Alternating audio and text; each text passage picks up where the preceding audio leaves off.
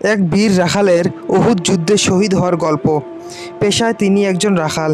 মদিনার এক গ্রামে থাকেন। সরল সাদাসিধা জীবন, তেমন পরিচিত কেউ নন। সবাই তাকে ভালো করে চিনেও না। বড় বড় কাজে অন্যদের যেমন ডাক পড়ে, তেমনভাবে তাকে খোঁজও করা হয় না।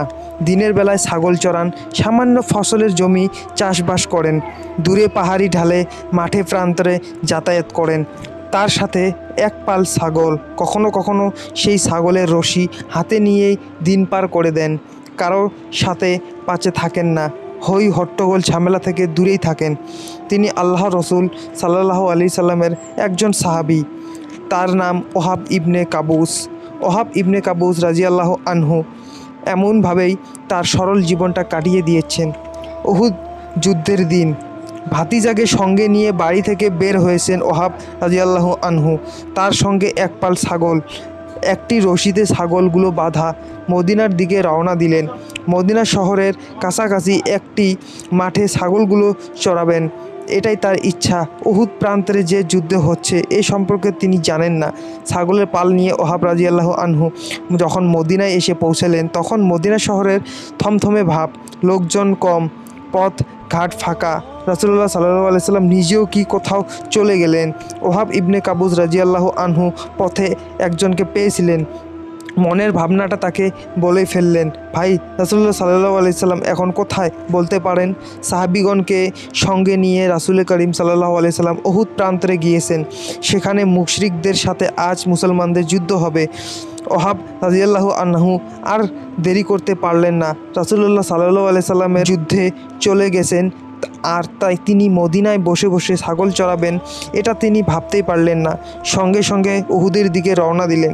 কিছুক্ষণের মধ্যেই ওহাব রাদিয়াল্লাহু আনহু উহুদ প্রান্তরের পাশে হাজির হলেন। দেখলেন হাজার খানেক সাহাবী কাফেরদের বিরুদ্ধে জিহাদ করে যাচ্ছেন। যুদ্ধের তখন এক কঠিন অবস্থা। মুসলমানদেরকে শত্রুরা ছত্রভঙ্গ করে ফেলেছে, চারিদিক থেকে ঘিরে ফেলেছে। ওহাব নিজেও প্রান্তরে ঢুকে পড়লেন। দূরে রাসূলুল্লাহ সাল্লাল্লাহু আলাইহি সাল্লামকে দেখতে পেয়ে এগিয়ে গেলেন। রাসূল সাল্লাল্লাহু আলাইহি সাল্লামের খুব কাছে পৌঁছে গেলেন তিনি। ঠিক এই মুহূর্তে একদল কাফের মুসলমানদেরকে আক্রমণ করতে রাসূলুল্লাহ সাল্লাল্লাহু আলাইহি সাল্লামের দিকে এগিয়ে এলো।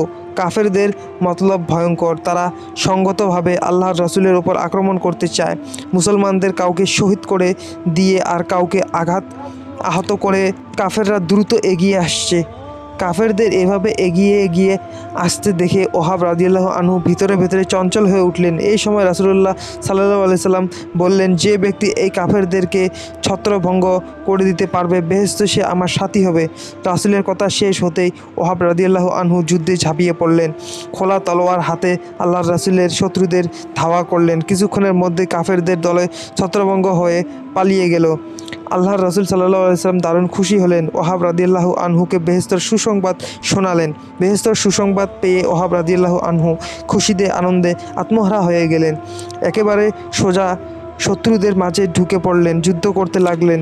সাহসী বীরের মতো যুদ্ধ করে অনেক কাফের ধরাশায়ী করে দিলেন। যুদ্ধ করতে করতে এক সময় ওহাব ইবনে কাবুস রাদিয়াল্লাহু আনহু নিজেও শহীদ হয়ে গেলেন।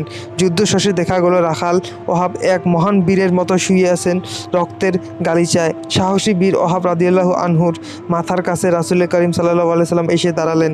কান্না মাখানো গলায় বললেন, ওহাব, আমি তোমার প্রতি সন্তুষ্ট, আল্লাহ তোমার প্রতি সন্তুষ্ট হয়ে যান। ওহাব রাদিয়াল্লাহু আনহুকে দাফন করলেন স্বয়ং রাসূলুল্লাহ সাল্লাল্লাহু আলাইহি সাল্লাম। দিনের পথে এ বীর শহীদের মর্যাদা উপলব্ধি করলেন সব সাহাবী।